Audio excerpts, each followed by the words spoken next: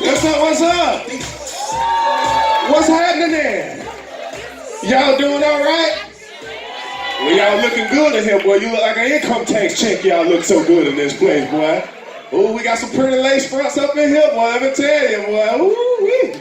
I'm ready for a good time. You ready for a good time? We got any birthdays in the building? Happy birthday, happy birthday, happy birthday. We got any anniversaries? Happy anniversary. Anybody just got married and proposed on the cruise ship? Congratulations, congratulations, congratulations, congratulations. Anybody retire? Happy retirement. Yeah, well, unemployment don't count, baby. Unemployment don't count. Unemployment don't count now, you know what I'm saying? But hey, you know, if you happily unemployed, well, I celebrate that with you. You know what I'm saying? You know, hey, who woke up this morning? Okay, all right, you know, that's something to celebrate. Listen, I know there's some celebrating going on because yesterday, I looked over the balcony last night and the ocean was calm, but the boat was still rocking. So I know it's some celebrating going on. We're gonna have a good time in here tonight. I'm happy to be here with all of y'all. This is my last night on the cruise ship. Yeah, so we finna go out with a bang, y'all. Y'all gonna help me? Wonderful one. Look at my neighbors in here. West Orlando in the house, baby. What's happening?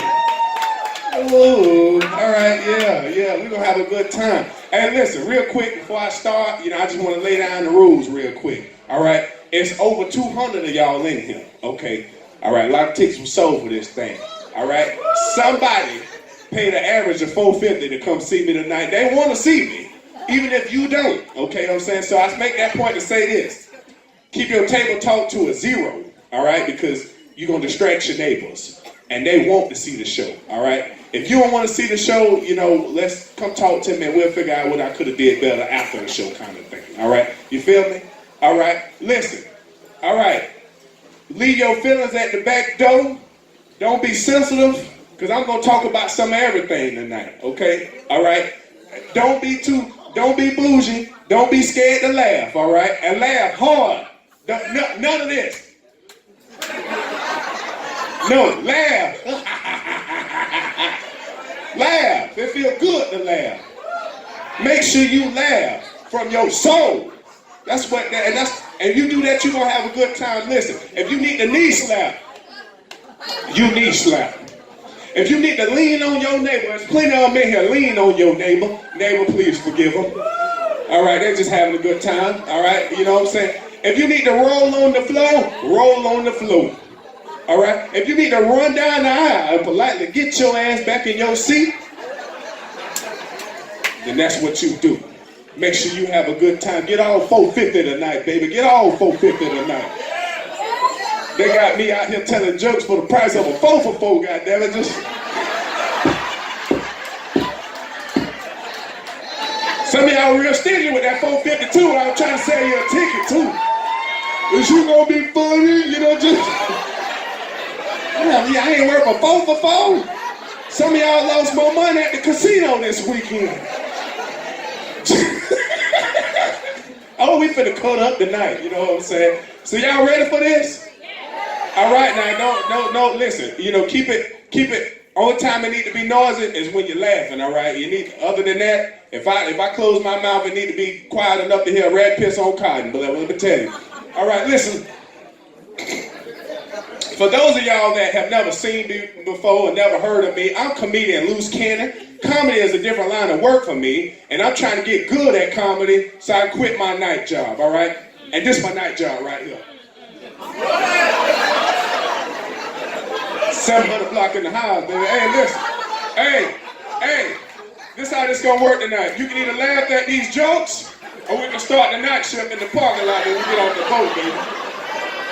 All right, you know, I ain't come here to play no games. All right? I'm gonna tell you like Bernie Mac, I ain't scared of you, all right? You know what I'm saying?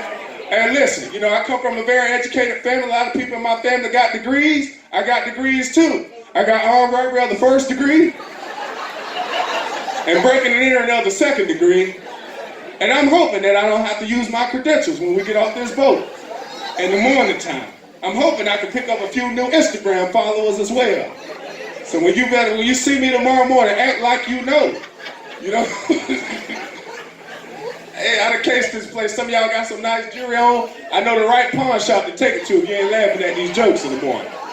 All right, value pawn need that chain that you got on, sister. All right, you know. How many of y'all on Facebook, YouTube, Instagram, and the Twitter? All right, okay, all right, listen, you know what I'm saying?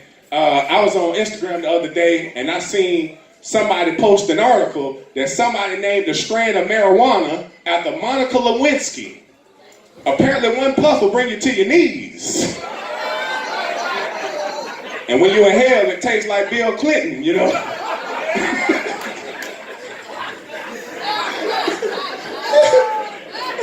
How many of y'all drinking in here? All right, you know, keep on drinking. Make sure you tip the wait staff and everything, you know what I'm saying? I like people that drink. I think people that drink are brave, all right? I don't drink myself. I was always too afraid I'd get drunk and wake up next to somebody like Bruce Jenner or something like that. And I wouldn't be able to explain that to my people, you know what I'm saying? Yeah, I got the kind of relative that won't let you forget nothing. It'll be 10 years from now. One of my cousins be like, hey, remember that one time you came to the family? Somebody got a cousin. You that cousin, apparently. Remember that one time you came to the family picnic with Bruce Jenner?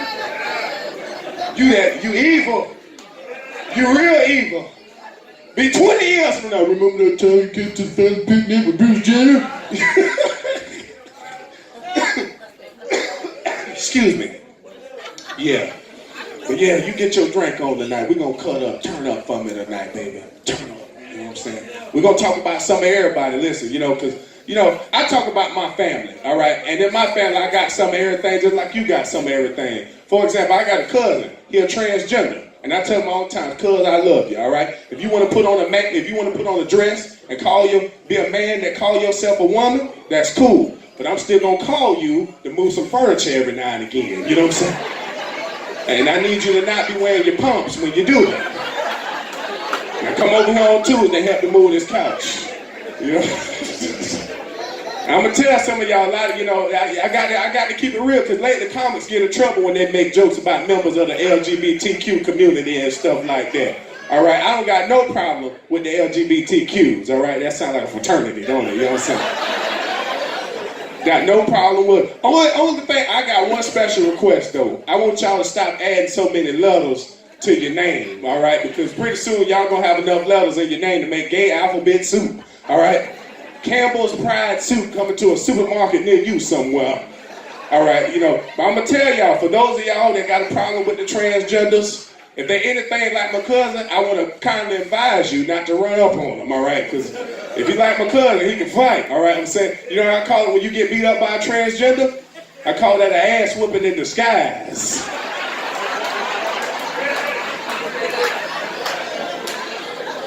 You wear the scars that cover up your sky, but you're not a man, you a chicken. All right, y'all don't remember Animaniacs? You wear the scars, you know, okay. But you're not a man, you're a chicken, boo. Y'all remember that cartoon? Okay, just me. I'm the only one that get that. That's why they're my first and last time ever doing that one. Okay. I ain't got my pen on me. Let me scratch that one off real quick, you know what I'm saying? You know what, I'm gonna just go with the flow. Y'all loving me, you know what I'm saying? Listen, how many of y'all come from a big family like me?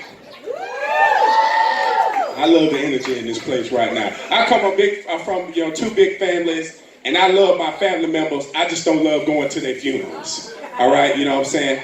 And I'm gonna tell you why I don't like going to my people's funeral, all right? And I don't think it's just my family. I think it's just black people funeral in general, all right? Now, I ain't been to nobody else's funeral, so I don't know no better, all right? I ain't trying to put us on the spot, black folk. But it seems like to me, black people funeral just lasts too long, all right? You ever been to a funeral so long, you wished it was your funeral just so you can leave? My granddaughter's funeral was 3 hours long. The funeral was so long, we had a drive-by repast afterwards. Ain't nobody want to hang out after the show. They were just passing out plates. Baby, here, roll your window down. Just, here go a plate. Let's get on out of here. My grandma's funeral was, I'm not telling you no tale now. My grandma's funeral was 2.5 hours long. I went outside, took a call, got put on hold for an hour, came back in the church house. The funeral was still going. That's not a joke. I wish it was. That's a true story. My grandma's funeral was so long I couldn't even be sad no more. I was so happy that it was over. I was so happy. It was like, we can go now, just the game come on after this, man. Let's get out of here. You know what I'm saying? Why do the black funerals last so long? I'm going to tell you one of the reasons why black funerals last so long. It's a lot of singing at the black funeral. Why is it? You ever be at a black funeral and be like, dang, another song? Just, how many songs do they have to sing at the black funeral? Listen, and then some of the people that sang at the funeral forget that they at a funeral, and I think some of them think they're at a pep rally or something like that. I was at this, my cousin died, right? Somebody killed my cousin. I go to his funeral. This girl starts singing this song. The name of the song is called I Won't Complain, all right? Now, she started singing the song I Won't Complain, but she sung it so long, my cousin got out the casket and started complaining. Cleared the whole church house out, well, let me tell you. Woo. And then you got some people that stand up and sing a song at the funeral. Not only do they not sing a funeral song, but they don't even know all the words to the song.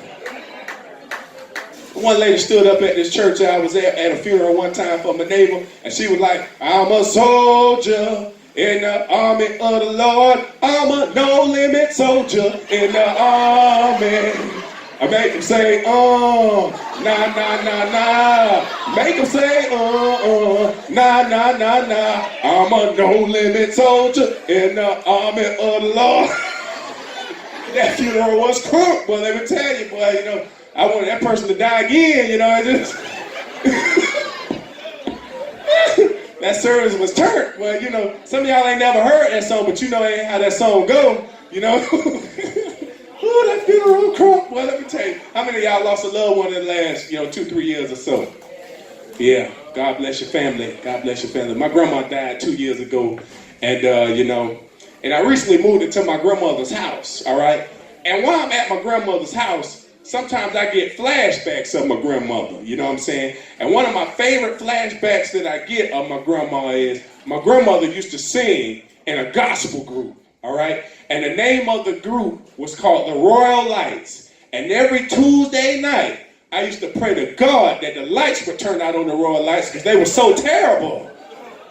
I would rather listen to a duet of Fergie and Carl Lewis singing the national anthem than listen to the Royal Lights sing. I would rather watch Floyd Mayweather read children's books to kindergartners. Y'all know they say Floyd Mayweather can't read, you know what I'm saying?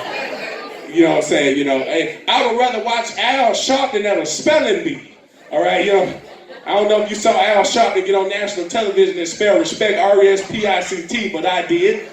I was quite embarrassed. I would rather see Caitlyn Jenner on the cover of a Playboy magazine than that's just how terrible they was, all right? You know what I'm saying? But here's what's crazy, though. Here's what's crazy. When my grandma died, the band came together for one last time to honor my grandmother at her funeral with a song for their fallen band member. And to my surprise, do you know they sounded really, really good? It turns out my grandma was the problem the whole time.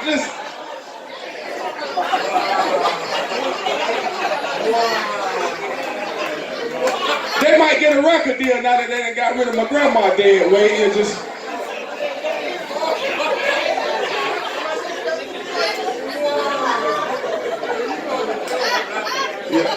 I ain't going to hell if it's the truth, brother. Come on now. I can't go to hell if it's the truth. I can't go to hell if it's the truth. You know what I'm saying? You think I'm going to hell now, they just keep on now, Don't tap out on me just yet. I start slow and then I ease the big ones on in there, you know what I'm saying? And listen, I remember, it's weird to me about living at my grandmother's house and whatnot. I remember when I was in my early 20s, I just turned, 19, 20. My grandma kicked me out the house, all right? And she told me, she said, boy, since you think you grown and you can't go by the rules of my house, you leave this house and don't you come back. I said, Grandma, you'll be dead before I come back to this house. And it looked like I was right. So the moral of the story is you got to speak things into existence, people. You You have not because you ask not. Death and life lies in the power of the tongue. Tomorrow Sunday, somebody got to give you the word in here.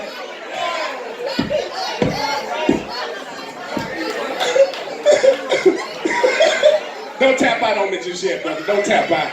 We ain't got to the R. Kelly jokes. If you tapping out now, you ain't gonna make it. You ain't.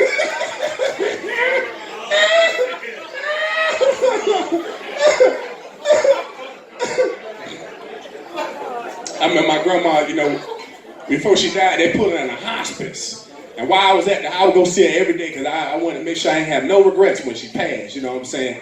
So, you know, while I was there, I noticed something about hospice. I noticed that a hospice ain't nothing but a hotel for people that's dying.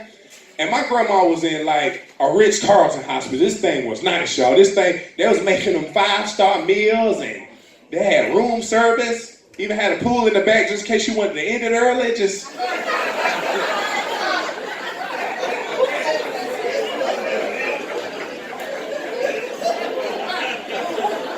all kind of good accommodations at the hospice. I want to die in a Ritz-Carlton hospice. Make sure I ain't at no Motel 6 hospice when I die. You know, write who you need to write. You know, Loose Cannon, the comedy legend, deserves better, you know what I'm saying? Yeah. How many of y'all believe in love and know somebody that's in love? Pretty much everybody, right? You know what I'm saying? I believe in love, and no offense to nobody else in the room, but I believe in black on black love. All right, because that's just what my aunt instilled in me as a little boy. All right, I remember I used to play basketball in Daytona Beach, and we used to live with my aunt, and even moved next door to her, and she used to tell me all the time, she said, nephew, you keep working hard, you're gonna be a great basketball player. But when you make it to the NBA, don't do like these other brothers from the hood and go out and get themselves a white woman. She used to say this saying, some of y'all already know the saying. The saying was, if she can't use a comb, don't bring her home. But here's what's crazy though. When I got just a little bit older, my auntie brought a white woman home.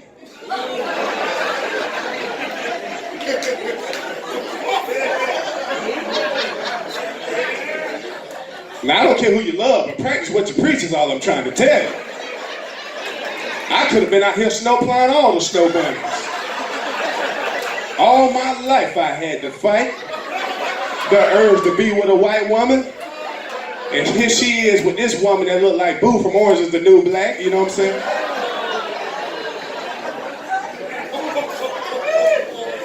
Now I know some of y'all might have took offense to the saying that you can't use a comb, don't bring her home. But don't front on me, you had a saying in your house too. I don't know what it was, might have been something like, if you're brown, don't bring them around. Chinese, no please. All my Latinos, no gringos. You had a saying in your house, Mexican, don't be texting them. Don't know what it was in your house, but you too had a saying in your house. At my aunt's house, it was if she can't use a comb, don't bring her home. But now we at the family. Okay, nobody asked you. All right. Thank you. All right.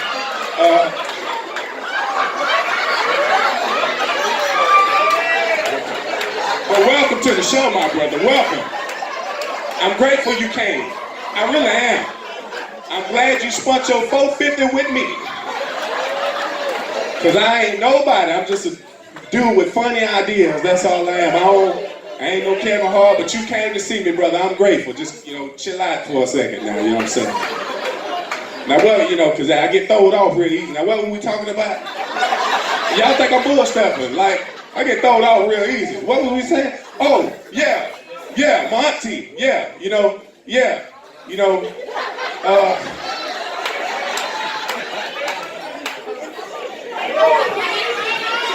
can't use a comb, don't bring her home, the lady look like Boo. Yeah, my auntie was talking all that trash for all these years, you know what I'm saying?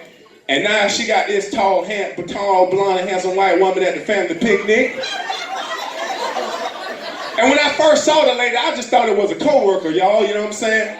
So I went over, I introduced myself to the lady, called myself trying to be polite. So I was like, hey, how you doing? How long you and my auntie don't work together? She said, baby, we don't work together, we together. I was confused. I was like, what in the look who's coming home for dinner is going on here? You know, y'all can, you know, but it's cool though, because no matter what, I'm going to love my auntie and my Uncle Pam. Y'all can laugh at that. Some of y'all got an Auntie Thomas out there, you know what I'm saying? Some of y'all got a little cousin named Peaches that got a cucumber, you know what I'm saying? Some of y'all, listen, you got them in your family, I got them in my family. You gotta love your people no matter what, though. You don't get to pick your relatives, but they yours. You gotta love them no matter what. Yeah. I'm glad I never dated a white woman though, because my auntie probably would have stole her from me. Auntie pimp type, well, she'd be knocking the snow bunny's back.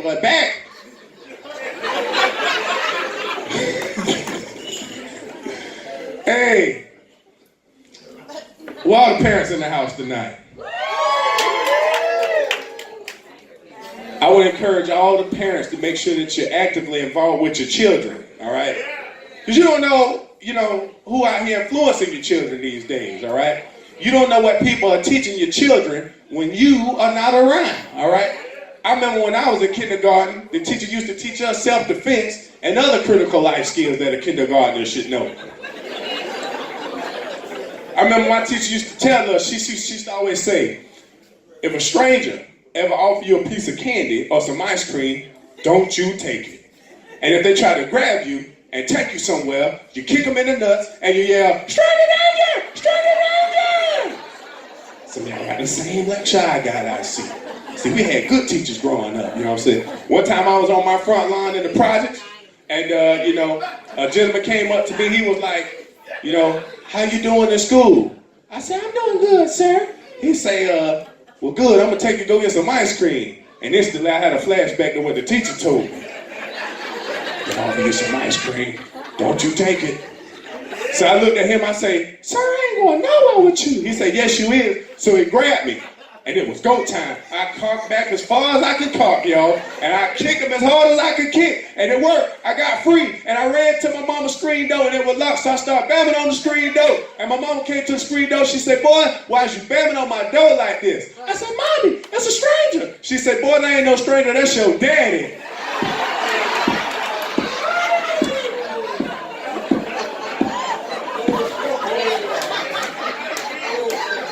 I'm glad y'all like that joke. My daddy don't like that joke. True story, you know what I'm saying? Yeah. My daddy said if he ever come to a comedy show and see me do that joke, he gonna fight me. Yeah, you know what I'm saying? He said make him look like a bad dad. But my dad was a good dad, you know what I'm saying? He might have been stubborn as a pubic hair, but still he was a good man, you know what I'm saying?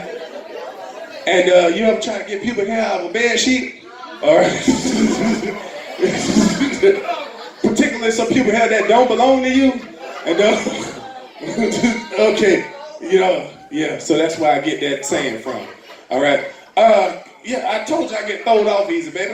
Don't be side talking to me and stuff, neighbor. Come on, neighbor. Yeah, you know what I'm saying? But my dad said that joke make him look like a bad dad, but he wasn't no bad dad. He was around, he was a good man. And I'm glad he was around, because if not, Uncle Pam would have had to raise me. Uncle Pam would have had to show me how to be a successful black man in today's society. That would have been confusing. It's funny to me, like the older you get, the less stuff matter. For example, like I remember when I was in elementary school, my daddy used to try to take me school shopping at Walmart, and I would never let him do it, all right? Never. Because see, I used to like the Nikes and the Reeboks and the Felines and all of that stuff. And they ain't sell none of that stuff at Walmart, right? And he would try to take me school shopping, and I'd throw a tantrum all in the aisle and stuff. I don't wanna, right? But now that I'm grown and I got my own bills, I've been Walmart shopping for me and other people, dog. Let me tell you. $5.99, Faded Glory, Uncle Pam's really gonna like this.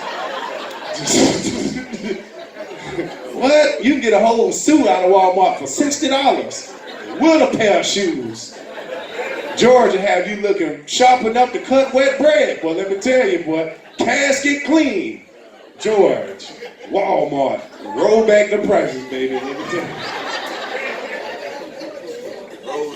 you. We had good teachers growing up. We had good cartoon role models and stuff like that. Good cartoon heroes and stuff. You know, I'm gonna do that just for you. It's my last night. You know, I told the saxophone player a true story, and I'm gonna tell it to y'all. All right, now I'm gonna credit it back to him. But yeah, we had good cartoon role models and stuff. Y'all remember this? Scrap, McGraw, Chicago, Illinois, 60652. Only you can take a bite out of crime. Remember that? Y'all remember that? Remember? Only you can prevent forest fires. You remember Smokey the Bear? Y'all remember that? You know, I'm gonna tell you a funny story about forest fires, right? The saxophone player, I told him this story, he was crying, laughing. This ain't no joke, all right? I tell people all the time, I don't got jokes, I got real life events, all right? So, you know, I currently live in Orlando in a neighborhood called Malibu, all right? But I'm from Sanford, Florida, all right, in Seminole County. Okay, and in Seminole County, we got this wildlife preserve. It's called Big Tree Park, all right? And at Big Tree Park, it was famous for having this huge cypress tree. All right, this thing was like 1,000 years old, and the base of it was like 20 feet wide. Big, pretty cypress tree. Okay, and it was old. I'm talking about it done lived through every hurricane, Hurricane Andrew, Hurricane Charlie. You know, it survived Jim Crow. Probably had a white only sign hanging from it.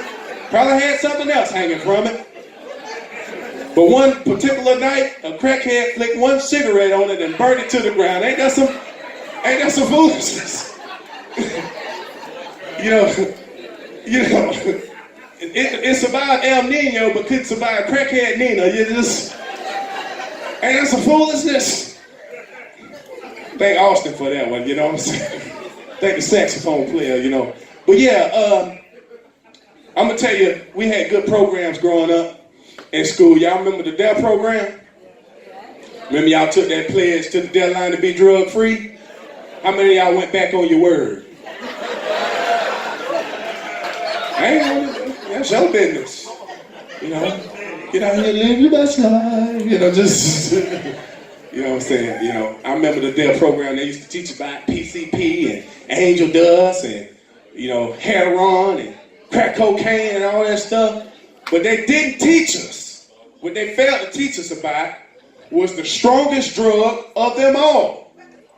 The strongest drug in the world today, people, is called GSC, Girl Scout cookies.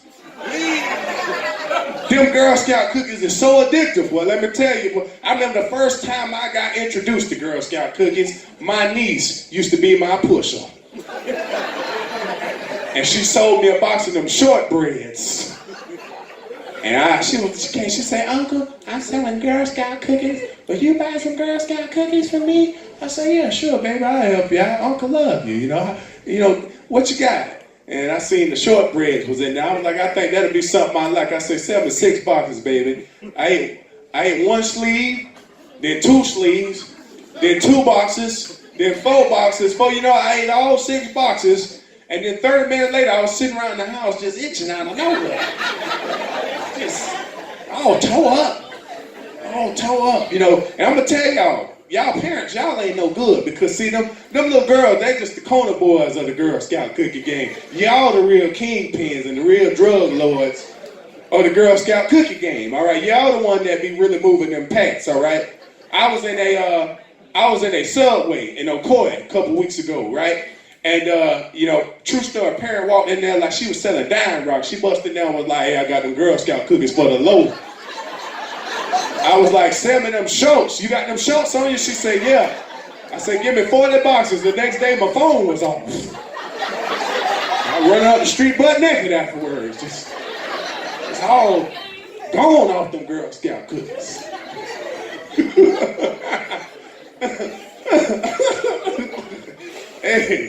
Hey man, listen, Girl Scout. I remember I got my heart broke one day, man. I went over to my sister's house because you know I was really fiending, you know what I'm saying? And you know I went over to my sister's house and I went over to my niece's door. I said, baby, you know you got any more of them Girl Scout cookies? Uncle needs some. She said, I'm out the game.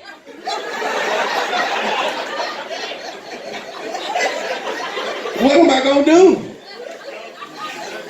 So if you know I get some Girl Scout cookies after the show, I let the boy out. I'm proud of my niece though. She getting ready to graduate high school. Done turned 18 this week and everything. And you know, she last couple of years she been of that age where she like to introduce her little boyfriends to me. All right. One day she introduced this little boy to me. She was like, "Uncle, this is Jeffrey. Jeffrey, this is my uncle." All right. So I was like, "Oh, okay, all right. You know, why don't you let me come over and talk to you?" All right. So I told her, I said, "Listen, baby, you don't need to be talking to Jeffrey because Jeffrey looked like he's still." Jeffrey overheard our conversation. Pulled me to the side. Tell my son, "Hey man, I ain't trying to be disrespectful or nothing like that, but how you just gonna say that about me, man? You don't know me like that. You just gonna judge me. Only God can judge me." I said, "Slow down, Jeffrey. First of all, you still got the anti-theft device on your clothes. If you keep on stealing, you won't have to worry about God judging you. The county judge gonna judge you." Now sell me some of them shirts you done stolen. Don't tell nobody either. Do you got any Girl Scout cookies? It's just... For those of you on the Facebook, YouTube, Instagrams, and the Twitter, make sure you follow me. When you get to some cell phone service, if you got Wi-Fi, I'm easy to find. Type in comedian first. So it's comedian loose cannon. All right, 3 words individually, like a pimp named Slickback. You type in the whole thing. All right. You know what I'm saying? Hey, listen, you know, I want to encourage y'all to be careful meeting people on the internet. You know, I ain't never been catfished, but I done been floundered before. Some of y'all been floundered and you just didn't know it was a terminology for it. I'm gonna let you know what floundering is. You know, this is what I call floundered. If you ever went on a date with somebody online and you showed up to the spot and it was them, but it didn't look like the profile picture you saw, you've been floundered. You've been floundered. You really have been, you know what I'm saying? I like this right here. I've been having a good time on this cruise ship, you know, every other night, being able to perform in front of, you know, 200 plus people from all over the country, all over the world, you know, different backgrounds and all kind of diversity. I like that, you know, everybody united for one laugh, and I like that. I think that's a beautiful thing, you know. That's what we need in the world. Unity is what we need. Yeah. We need more unity. You know what I believe, y'all? I believe our society is like a vagina and a pair of legs. When we stick together, we're impenetrable. But when we get divided and spread apart, we get screwed. So what we need to do is stay on the right intercourse. And when we stay on the right intercourse, good people, great moments for our society will come. I believe